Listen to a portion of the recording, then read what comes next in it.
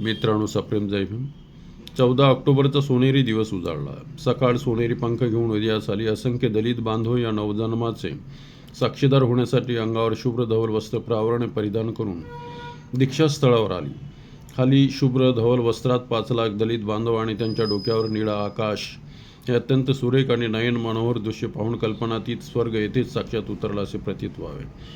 नव उन्मेषाच्या भावनेने दलित बांधवांच्या सर्वांगातील कणाकणात प्रचंड उत्साह आणि अपूर्व ऊर्जा ओसंडून वाहत होती.